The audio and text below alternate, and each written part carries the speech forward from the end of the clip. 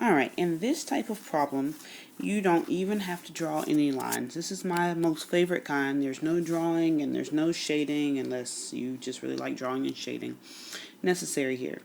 Now with this type of problem, what you're doing is you're going to try to find the area. So this is going to be a word problem that says, somebody is laying a rug on their floor and the area of the rug is 1.5 feet by 3/5 of a foot.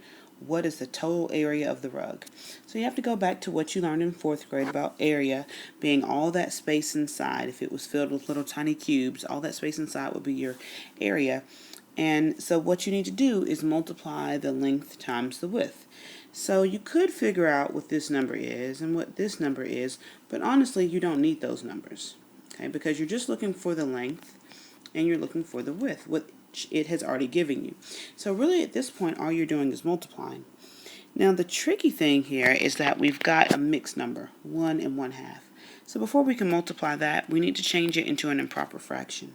So what I need to do is 2 times 1, so my denominator times my whole number, 2 times 1, is going to be 2. Then I take that 2 and I add it to the 1 that's in my numerator. So I'm adding it to that 1. So 2, sorry, that looks kind of strange. Okay, 2 plus 1 is 3. So what I'm going to get from this fraction is actually going to be 3 over 2. Okay, so I'm making an improper fraction for my mixed number.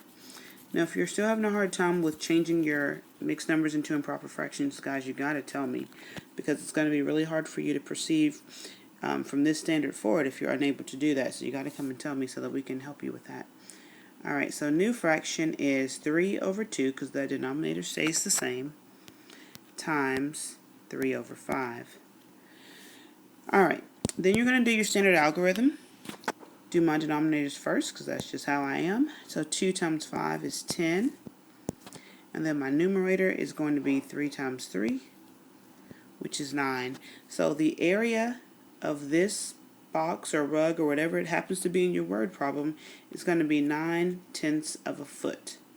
Okay, so like I said, these are my favorite kind of problems because there's nothing fancy that you need to do. You don't have to shade and worry about even lines and shading things in exactly right. This kind is really just basic multiplication, but it's always going to be in a word problem form, and it's going to say find the area of this shape, or like I said, a rug or a table, or just all kinds of random things that they're going to put in the word problem. So don't let the word problem part confuse you. It's just basic multiplication.